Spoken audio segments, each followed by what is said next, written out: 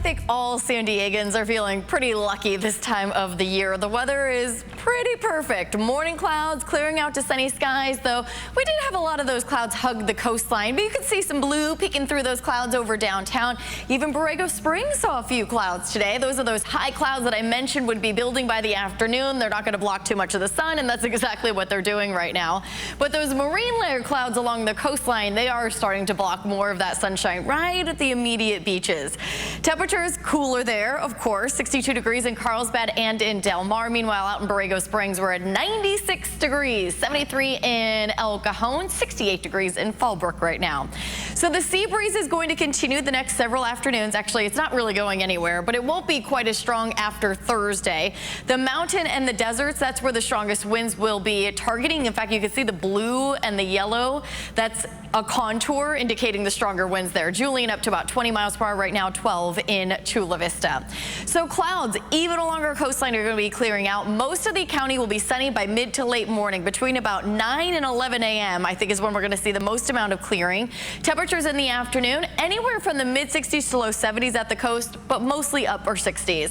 For the inland neighborhoods, temperatures generally in the mid 70s tomorrow, and we will see slower building of the marine layer in the evening. I've been showing you this hour by hour for weeks now, and usually by 5 or 7 o'clock we start to see some clouds rolling in. I think it's going to be a little bit longer after sunset that those clouds will start to build.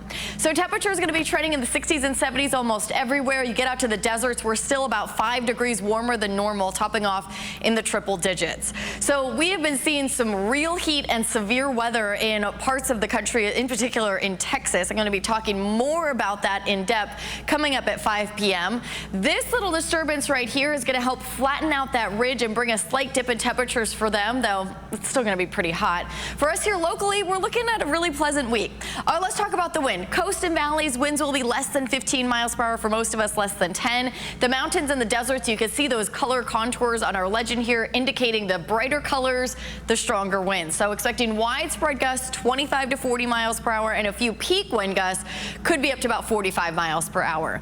Temperatures along the coast really are not going to be wavering much. 67, 68 degrees. I mean, talk about a boring forecast, but also a really nice one to enjoy. Temperature is going to be in the mid 60s to low 70s at the coast, while inland neighborhoods, Thursday and Friday, I think some of the warmer spots like Ramona, and then again on Monday and Tuesday, will climb into the low 80s. Overnight temperatures not too shabby. We're staying in the 50s.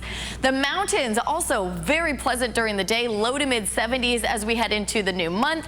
However, the deserts, this is where the heat is. Temperatures above 100 through the extended.